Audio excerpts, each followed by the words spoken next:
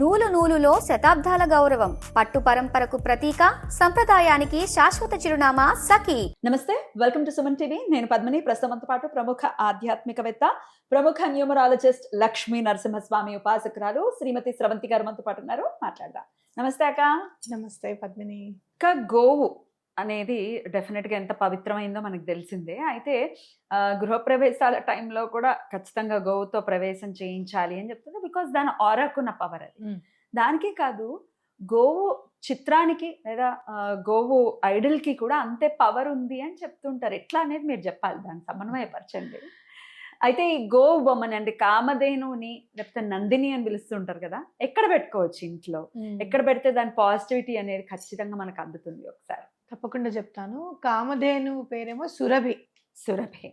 ఎవరైతే పాలు తాగుతూ ఉంటారో దూడ, దాని పేరు నందిని. అంటే మనకి ఇక్కడ తెలుసుకోవాల్సింది ఏంటి అని అంటే, ఎన్నో జంతువులు ఉన్నా కూడా ధర్మము అనేది మాత్రం ఆవుకి గోవుకి ఆపాదించబడింది అని చెప్పుకోవచ్చు. చిన్నప్పుడు కథ ఉంది తెలుసా మీకు, గుర్తుందా? పులి ఆవు మేస్తూ ఉంటే పులి వచ్చి నిన్ను తింటానని అంటే, లేదు నేను నా పిల్లకి పాలు ఇవ్వాలి, నేను వెళ్ళి పాలు ఇచ్చేసి నీ దగ్గరికి వస్తానంటే సంతోషించి పంపించేసింది.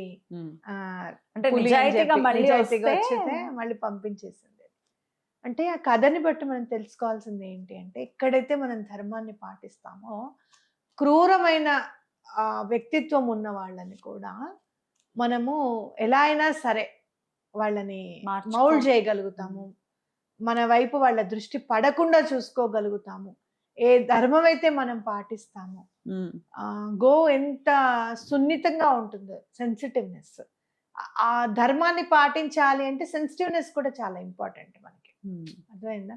ఆ సెన్సిటివిటీ కోల్పోకుండా ధర్మాన్ని పాటిస్తే గనక ఎలాంటి క్రూరం అయిన మనుషులు ఉన్నా సరే వాళ్ళని మనం గెలుచుకోగలుగుతాము అనేది ఆ కథకి అర్థం అనా కదా.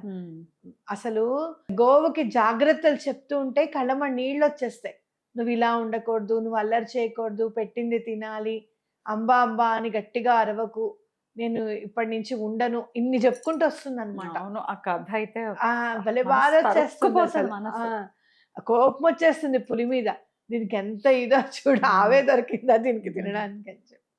అంటే ఎట్లాంటి పరిస్థితుల్లో కూడాను మనము కోల్పోకూడదు, భయం అనేది ఉండకూడదు మనకి. సరే పరిస్థితి ఇలా వచ్చింది, చచ్చే పరిస్థితే వచ్చింది, ప్రశాంతంగా చచ్చిపోదాం అనే లెవెల్లోనే ఉండాలి, కానీ దాని గురించి మెంటల్ టెన్షన్ పడకూడదు అనేది కూడా ఈ కథ తెలుస్తుంది.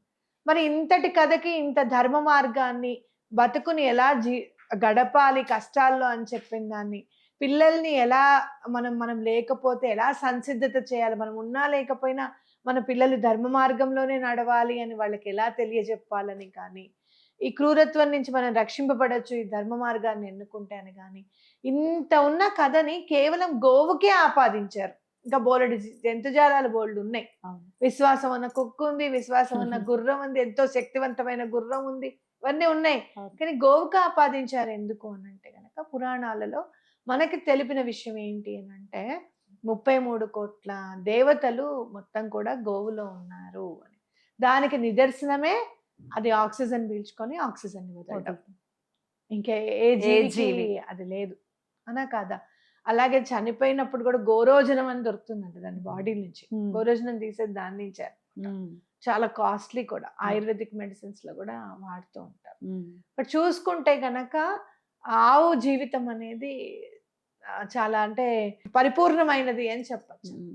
అలా సురభిని, మరి అలాంటి గోవుని మనం ఇప్పుడు పెంచుకునే పరిస్థితుల్లో మనం లేము. చాలా సంతోషం అనిపిస్తుంది. చిన్న చిన్న ఆవులు, పొంగనూరు ఆవులు తిరుగుతుంటే అబ్బా మనం కూడా తెచ్చుకోవాలి అని అన్నట్టుగా ఉంటుంది మనకి. అయితే మనం గృహప్రవేశం చేసినప్పుడు కూడా మనకి అవకాశం లేకపోతే గనక ఆవు బొమ్మనైనా సరే పట్టుకుని వెళ్ళడం. మరి ఇప్పుడు ఆవు బొమ్మని, చిత్రాన్ని చూస్తే చాలా మంది మార్వాడీస్లో ఆవు చిత్రాన్ని తప్పకుండా అన్ని దేవతలు ఉన్న, ప్రముఖమైన దేవతలు ఉన్న ఫోటోని ఖచ్చితంగా వాళ్ళ ప్లేస్లో పెట్టుకోవడం, షాప్లో పెట్టుకోవడం, వాళ్ళ ఇంట్లో పెట్టుకోవడం చూస్తాం. అంటే గోవు ఎక్కడ ఉంటే ధనం అక్కడ ఉంటుంది అని. పూర్వం పెళ్ళైన తర్వాత గోవును కూడా ఇచ్చి పంపించేవారట. గోవుని దూడని ఇచ్చి పంపించేవారట సారెలో. అలా మనం చూస్తే కనుక అట్లా మరి పెంచుకోవడానికి లేదు కదా అంటే ఆ బొమ్మని. మరి బొమ్మ ఎందుకు అని అంటే చూడంగానే ప్రేమ అనేది కనపడుతుంది. గోవు నాకుతూ ఉంటుంది దూడని. చూడంగానే ఆ ప్రేమ అనేది మనకి కనపడుతుంది. ఎంత ఎంత చక్కగా ఆ కళ్ళని తీర్చిదిద్దాడు పెయింటర్ నిజంగానే అనిపిస్తుంది మనకి. అసలు నిజంగా క్రియేటర్ కూడా అలాగే. అసలు నిజమైన గోవుని చూస్తుంటే దాని కళ్ళు చూస్తూనే ఉండాలి. అవునవును. కాటిక పెట్టినట్టు ఇద్దరం లక్ ఫర్ బోత్. కాటిక పెట్టినట్టు ఉంటాయి కళ్ళు కూడా. భలే ఉంటుంది. ఇంకోటి ఏంటి అనంటే మీరు ఎక్కడ పెట్టుకోవాలి అంటే నార్త్ ఈస్ట్ కార్నర్ లో పెట్టుకుంటే చాలా మంచిది. బెడ్రూమ్స్ లో అక్కడిక్కడ పెట్టకూడదు. ఓన్లీ హాల్లో పెట్టుకోవాలి అనేది గుర్తుపెట్టుకోవాలన్నమాట. అలాగే మరి చూస్తుంటే పాజిటివిటీ వస్తుంది మనకి. అలాగే వాస్తు శాస్త్రంలో ఏమైనా ప్రాబ్లమ్స్ ఉన్నాయి అని అంటే కనుక ఎటువంటి పరిస్థితుల్లోనూ అవి తొలగిపోతాయి. దోషం ఎట్లా తొలగుతుంది అని అంటే అది కంచి పరమాచార్య గారి మాట మీద నుంచే నేనైతే తెలుసుకున్నాను. ఎలా అంటే ఒక గర్ల్స్ హాస్టల్లోకి వెళ్లాల్సి వస్తుంది అనమాట. అక్కడ విపరీతమైన ధ్వనులన్నీ వినిపిస్తూ ఉంటాయి అన్నమాట. అరుపులు వినిపిస్తూ ఉంటాయి, దెయ్యాలు ఉన్నాయేమో అని. అక్కడ పిల్లలు కూడా మేము చూసాము దెయ్యాలని అని చెప్పడం జరుగుతుంది. మరి ఇప్పుడు హాస్టల్ మూసేసేస్తే మాకు చాలా కష్టంగా అవుతుంది అని చెప్పి పరమాచారి గారి దగ్గరికి వెళ్ళినప్పుడు అటుగా వెళ్తున్న పరమాచారి గారు లోపలికి వెళ్దామని చెప్పొచ్చి, ఇది లేడీస్ హాస్టల్ కదా, ఎవరో ఒకళ్ళు అప్పుడైతే వాళ్ళు సెలవులకు వెళ్ళిపోతారు, కానీ ఎవరో ఒకళ్ళు మలినమైన పుడిదే కదా, దానిలోకి వెళ్ళడానికి ఆయన సంకోచించి ఆవుని పిలిపించమంటారు అనమాట. ఆవు దూడని పిలిపించమని దాన్ని వదిలేస్తారు లోపలికి. అదెంతో దూరం వెళ్ళి నుంచుంటుంది. అది గోమూత్రము దానివల్ల అంతా కూడా ఎక్కడైతే అది నడుస్తూ వెళ్ళిందో అక్కడే అడుగులు వేసుకుంటూ వెళ్తారు పరమాచారి గారు. వెళ్ళి అది ఎక్కడైతే ఆగిందో అక్కడ ఆగి మొత్తం చూస్తారు, తెరపారి చూస్తారు. అంతే. ఇంక తర్వాత ఎప్పుడు అక్కడి నుంచి సౌండ్స్ వినపడలేదు, ఏమీ జరగలేదు. పిల్లలు చక్కగా ఉన్నారు, హాస్టల్ చక్కగా పరిడ వెళ్ళింది అనమాట. అంటే ఏంటి అని అంటే ఆ గోవు వల్ల ఆ దోషం తొలగిపోతుంది. అందుకనే మనం ఏం చేయాలి, మనం ఏమన్నా ఇంట్లో మైల గాని అంటు గాని ముట్టు గాని ఏమన్నా వస్తే గోమూత్రం అనేది ఇంట్లో ఎప్పటికే ఉండాలి. గోవు బొమ్మ ఎలా అవుతుందో గోమూత్రం కూడా ఇంట్లో అలానే ఉండాలి. కొంచెం వాటర్ తీసుకొని ఆ గోమూత్రం కొంచెం వేసుకొని ఇల్లంతా స్ప్రే చేసుకొని జల్లుకుంటే మంచిది.